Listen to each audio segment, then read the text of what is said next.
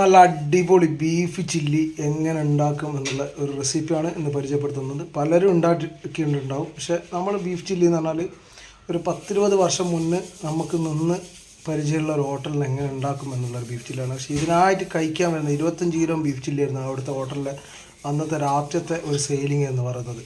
അത് വൈകുന്നേരം ഒരു 4:30 മണിക്ക് തുടങ്ങിക്കഴിഞ്ഞാൽ രാത്രി ഒരു 9-10 മണിയാകുമ്പോഴത്തേക്ക് തീരുന്ന ഒരു ബീഫ് ചില്ലി. അപ്പോൾ അതിൻ്റെ റെസിപ്പി പക്ഷേ നമ്മൾ അതുപോലെ തന്നെ ഉണ്ടാക്കുന്നില്ല. പക്ഷേ അതിൽ കുറച്ചും കൂടി കാര്യങ്ങൾ നമ്മൾ കല്യാണ പരിപാടിക്കോ ഇല്ല അങ്ങനത്തെ വേറെ എന്താ പരിപാടിക്കൊക്കെ ഹോട്ടലിലൊക്കെ ഉണ്ടാക്കുന്നതാണ്. ആ ടേസ്റ്റ് കിട്ടാൻ വേണ്ടിയിട്ട് ഇതിൽ വേറൊരു കെമിക്കലും കാര്യങ്ങളൊന്നും ചേർക്കുന്നില്ല കേട്ടോ. അജിനാമോട്ടോ അങ്ങനത്തെ ഒന്നും ചേർക്കുന്നില്ല. അപ്പോൾ അടിപൊളി ബീഫ് ചില്ലി എങ്ങനെ ഉണ്ടാക്കാം എന്നുള്ളൊരു റെസിപ്പിയാണ് പരിചയപ്പെടുന്നത്. അപ്പോൾ വീഡിയോ ഇഷ്ടപ്പെട്ടാൽ ഷെയർ ചെയ്യുക.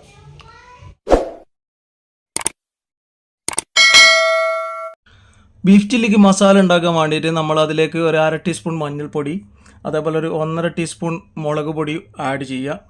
അതിലേക്ക് ആവശ്യത്തിനുള്ള ഉപ്പ് ചേർക്കുക.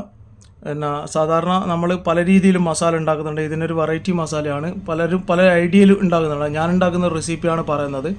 അപ്പോൾ അതിലേക്ക് ആവശ്യത്തിലുള്ള ഉപ്പ് ചേർത്തിട്ട് പിന്നെ കുറച്ച് കോൺഫ്ലവറിൻ്റെ പൊടി ഇടുക. ഒരു 1.5 ടീസ്പൂൺ കോൺഫ്ലവറിൻ്റെ പൊടി ആഡ് ചെയ്യുക. പിന്നെ വെളുത്തുള്ളി പേസ്റ്റ് ഉണ്ടെങ്കിൽ വെളുത്തുള്ളി പേസ്റ്റ്, ഇല്ലെങ്കിൽ ചതച്ച് ഇട്ട് കൊടുക്കുക, അല്ലെങ്കിൽ ഒന്ന് ജസ്റ്റ് കുത്തി ഇട്ട് കൊടുക്കുക. ഒരു 5-6 അല്ലി വെളുത്തുള്ളി പേസ്റ്റ് ഇട്ട് കൊടുക്കുക. അല്പം സുർക്ക അല്ലെങ്കിൽ വിനാഗിരി പിന്നെ ഒഴിച്ചിട്ട് നല്ലതിലേക്ക് മിക്സ് ചെയ്യുക. പിന്നെ ചിലർ കളറൊക്കെ ചേർക്കുന്നുണ്ട്, അജിനാമോട്ടോ എല്ലാം ചേർത്ത് ലൈക്ക് ഹോട്ടൽ ഉണ്ടാക്കുക.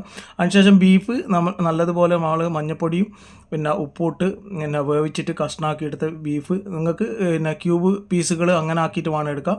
പിന്നെ അതിലേക്ക് മൊത്തം മിക്സ് ചെയ്ത് പിന്നെ ഇതുപോലെ തന്നെ ആഡ് ചെയ്ത് മൊത്തം മിക്സ് ചെയ്ത് മാരിനേഷൻ ചെയ്ത് വെക്കുക. അതിനുശേഷം ഒരു അരമണിക്കൂറോ ഇല്ലെങ്കിൽ ഒരു 10 മിനിറ്റോ 20 മിനിറ്റോ വെച്ചാൽ മതി. അതിനുശേഷം നമുക്ക് എണ്ണയിലിട്ട് ഫ്രൈ ചെയ്തെടുക്കാം. പക്ഷേ ഈ മസാല ചിലർ കളറൊക്കെ ചേർക്കണ്ടേ, നമ്മൾ കുട്ടികളുള്ളതിനെ കൊണ്ട് കളറും കാര്യങ്ങളൊന്നും ചേർത്തിട്ടില്ല. ആകെ കുറച്ച് വിനാഗിരിയും പിന്നെ കോൺഫ്ലവർ മാത്രമേ ചേർത്തിട്ടുള്ളൂ.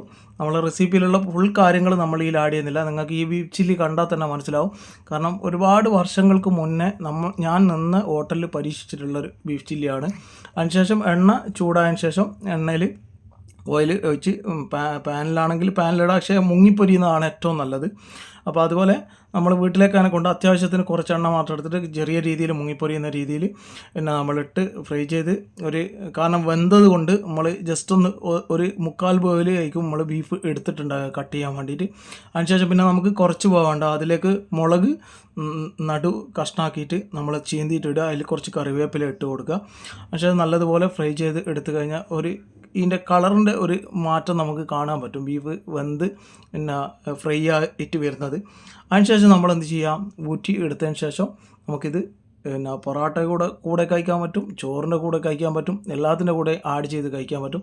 ഇത് ഞാൻ ഒരു 10-25 വർഷം മുന്നേ നിന്ന ഹോട്ടലിൽ നമ്മളന്ന് പിന്നെ സ്കൂൾ ടൈമൊക്കെ കഴിഞ്ഞിട്ട് നിന്ന ഒരു ഹോട്ടലിൽ ഉണ്ടാക്കിയ ഒരു റെസിപ്പിയാണ്.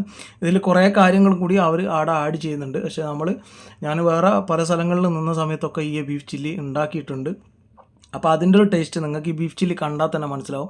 സാധാരണ beef chilli, beef dry fry, പിന്നെ ബീഫ് പിന്നെ പല രീതിയിലും ഉണ്ടാക്കുന്നുണ്ടാവും. പക്ഷേ ഈ ഒരു ചില്ലിക്ക് ഒരു പ്രത്യേക ടേസ്റ്റാണ്. അതാണ് ഇതിൻ്റെ ഒരു പിന്നെ ഏറ്റവും കൂടുതൽ ഹൈലൈറ്റ് ആയിട്ട് പറയുന്നത്. കാരണം എല്ലാവരോടും ചോദിച്ചാൽ പയ്യോളി പാരീസ് ഹോട്ടൽ പണ്ട് കാലത്ത്, അതായത് 10-25 വർഷം മുന്നേ 28 വർഷം മുന്നേ ഉള്ള പാരീസ് ഹോട്ടൽ എന്ന് പറഞ്ഞാൽ നിത്യസന്ദർശകരായിട്ടുള്ള ആളുകൾക്കൊക്കെ അറിയാൻ പറ്റും ഈ ഒരു ബീഫ് ചില്ലി അവിടെ നിന്ന് കഴിച്ചവർക്ക്. അവിടെ ഇതിനായിട്ട് ഏകദേശം ഒരു 10-25 കിലോ ബീഫ് ചില്ലി ഡെയിലി അവിടെ നിന്ന് സെയിലായി പോകുന്നതാണ്. അപ്പോൾ അത്രയും ക്വാളിറ്റിയിലും ഇല്ലേ, അത്രയും ഡെയിലി ബീഫ് ചില്ലിക്കായിട്ട് ബീഫ് തറച്ച ബീഫ് വന്നിട്ട് അവിടുന്ന് മസാല ഇട്ട് വേവിച്ച് അതിനുശേഷം ഇതിൻ്റെ ഒരു ഗ്രേവി തന്നെയാണ്, ഇതിൻ്റെ ഒരു വെള്ളത്തിൽ തന്നെയാണ് അവിടുന്ന് ഇതിൻ്റെ സാലൻ ഉണ്ടാക്കുക, അല്ലെങ്കിൽ ഗ്രേവി ഉണ്ടാക്കുക. ചെറിയൊരു ഗ്രേവി ഉണ്ടാവും. അപ്പോൾ അതാണ് ഈ ബീഫ് ചില്ലി. ഇതിൻ്റെ റെസിപ്പി ഇങ്ങനെ നിങ്ങളൊന്ന് ട്രൈ ചെയ്ത് നോക്ക്. ഒരു അടിപൊളി ടേസ്റ്റ് ആയിരിക്കും, കുട്ടികൾക്ക് ഭയങ്കര ഇഷ്ടപ്പെടും. അപ്പം വീഡിയോ ഇഷ്ടപ്പെട്ടാൽ ഷെയർ ചെയ്യുക, സബ്സ്ക്രൈബ് ചെയ്യാത്തവർ സബ്സ്ക്രൈബ് ചെയ്യുക.